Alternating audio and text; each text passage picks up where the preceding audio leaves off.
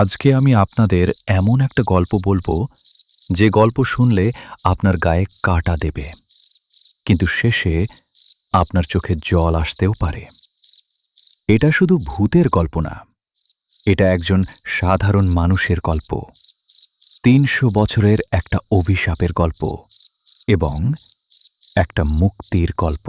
গল্পের নাম মাটির নিচে। নারায়ণগঞ্জের বাইরে একটা পুরনো জমি। মালিক ঢাকায় থাকেন, বাড়ি বানাবেন বলে মিস্ত্রি পাঠিয়েছেন। রহিম মিয়া এই কাজে আছে ২০ বছর।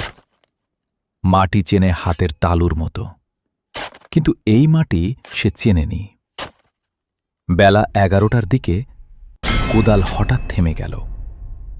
পাথর ভেবে সরাতে গেল, কিন্তু মাটি সরাতে সরাতে দেখল পাথর না, কাঠ। মোটা শক্ত শাল কাঠের তক্তা। আরো খুঁড়ল, আরো কাঠ। উপরে দেখল লোহার কড়া। মাটির ৩ হাত নিচে সোজা দাঁড়িয়ে আছে একটা দরজা। সহকারী জলিল পিছিয়ে গেল ২ পা। মামা, এইটা কি? দরজা। মাটির নিচে দরজা কেন? বয়স্ক মিস্ত্রি করিম উস্তাদ এসে দেখল, তারপর ধীরে বলল, খুইল না, পুরনো বাড়ির ভিতর এই রকম দরজা খুললে ভালো হয় না। রহিম মিয়া একটু হাসল। সে ভয় পায় না, কোনো দিন পায়নি। কড়া ধরে টানল।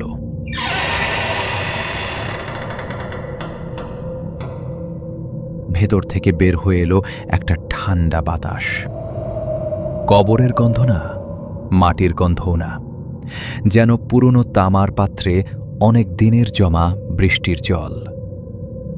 রহিম মিয়া মোবাইলের টর্চ জ্বাললে নিচে নামল। ১২টা ধাপ। নিচে একটা ঘর। ঘরটা ছোট না, চারদিকের দেওয়াল পাথরের, ছাদ নিচু, কিন্তু ঘরটা খালি না। মাঝখানে একটা বেদি, পাথরের, উপরে একটা মাটির কলসি, লাল কাপড়ে ঢাকা। কলসির চারপাশে শুকনো ফুলের গুঁড়ো। একসময় মালা ছিল হয়তো।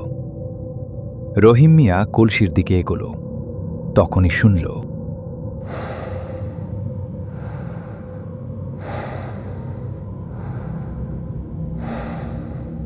ঘরের কোণে অন্ধকারে কেউ বসে আছে।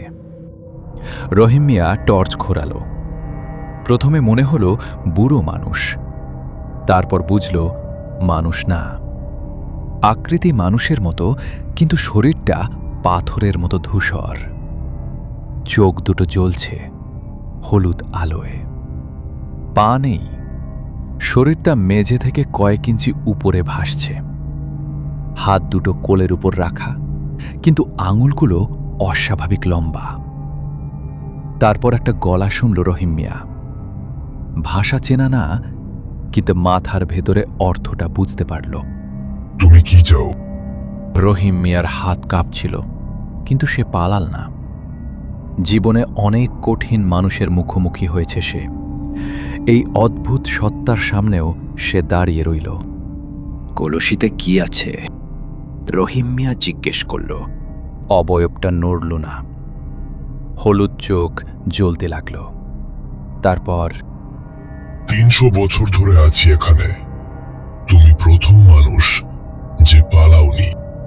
তা জানতে হলে তোমাকে ৩টা প্রশ্নের উত্তর দিতে হবে। রহিম মিয়া মেঝেতে বসল, ঠান্ডা পাথরের উপর। তুমি যদি এই ধন পাও, প্রথমে কি করবে? রহিম মিয়া ভাবল না বেশি, সত্যি কথা বলল। আমার মায়ের চিকিৎসা, কিডনির সমস্যা। ডাক্তার বলেছে টাকা লাগবে, আমার নেই। এই ধন নিয়ে গেলে আমি মুক্ত হই। তুমি কি জানো আমি কে ছিলাম? রহিম মিয়া মাথা নাড়ল। আমি এই জমির মালিকের পূর্বপুরুষের বিশ্বস্ত কর্মচারী ছিলাম। মারা যাওয়ার পর আমাকে এখানে রেখে যাওয়া হয়েছিল, ইচ্ছায় না, জোর করে। আমি মুক্ত হলে কোথায় যাব? তুমি কি ভেবেছ কখনো কেউ এই প্রশ্ন করবে? রহিম মিয়া চুপ করে রইল। না, কিন্তু এখন ভাবছি কোথায় যেতে চাও তুমি? আমি মুক্তি চাই। 300 বছরের এই অন্ধকার থেকে মুক্তি চাই। আমাকে মুক্তি দাও। কি করলে তুমি মুক্তি পাবে আমাকে বলো, আর তোমাকে কিভাবে ওরা চক্ষু বানালো? আজ থেকে প্রায় 300 বছর আগের কথা। তখন এখানে রাজ্য শাসন করতেন নবাব জাকাত আলী।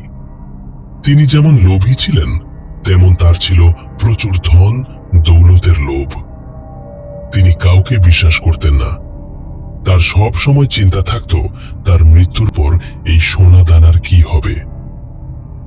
আমি ছিলাম তার বিশ্বস্ত চাকর আলরুনি। তিনি জানতেন আমার এই ধন দৌলতের উপর কোনোদিন লোভ ছিল না। একদিন কোথা থেকে এক তান্ত্রিককে ধরে নিয়ে এলেন নবাব, আর গভীর রাতে তার সকল সোনাদানা নিয়ে উপস্থিত হলেন এই মাটির নিচেও লুকোনো গুহায়। সেই তান্ত্রিক আমার আশেপাশে সব ধন দৌলত রেখে কি সব মন্ত্র উচ্চারণ করে আমাকে বললেন কিছুক্ষণ এই ধন দৌলতগুলো পাহারা দিতে। এই বলে নবাব আর তান্ত্রিক বাইরে চলে গিয়ে দরজা বন্ধ করে দিলেন। সেই থেকে আমি আজও পাহারা দেয়া যাচ্ছি এই ধন দৌলত। সেই সময় ওই তান্ত্রিক আমাকে বলে গিয়েছিলেন, কোনো এমন ব্যক্তি যদি তোমার কাছে আসে যার মধ্যে কোনো লোভ লালসা নেই, সেই দিন তুমি এই সব ধন দৌলত দিয়ে তুমি চলে যেও। আমি জানতাম না তার জন্য এই 300 বছর অপেক্ষা করতে হবে। সবকিছু শোনার পর রহিম মিয়া বলল, এই ধন দৌলত নিলে যদি তোমার মুক্তি হয়, তাহলে আমি এই ধন দৌলত নিলাম। আজ থেকে তোমার মুক্তি। একটা গভীর নিঃশ্বাস। তারপর হঠাৎ সেই ঘর তা একটা উজ্জ্বল আলোয় ভরে গেল। মুক্তি ঘটল সেই যক্ষের। করিম মিয়া সব সোনা দানা মোহরের কলসিগুলো নিয়ে উপস্থিত হলেন জমির মালিকের কাছে। জমির মালিক ছিলেন অতি সজ্জন এক ব্যক্তি। করিমের এই নির্লোভ দেখে তিনি খুব খুশি হলেন। তিনি করিমকে বললেন, এই সম্পত্তির অর্ধেক অংশ তোমাকে দিলাম। তিনি আরও বললেন, একমাত্র তুমিই পারবে এই সম্পত্তির সঠিক মান রাখতে। করিম ভাবতেও পারেনি যে তার জীবনে এই রকম পরিবর্তন আসবে। তিনি আল্লাহকে অনেক ধন্যবাদ দিলেন। এই আনন্দের খুশির ঈদের দিনে তার কাছে একটাও পয়সা ছিল না। তার পরিবারকে নতুন কিছু দেওয়ার, তার মায়ের এখন সঠিক চিকিৎসা করতে পারবে সে। তিনি তার 2 শাগরেদকেও প্রচুর দিলেন। তারাও খুব খুশি হল। তিনি আল্লাহকে বললেন, সে যেন এই দুনিয়ায় সব গরিব মানুষের পাশে থাকতে পারেন।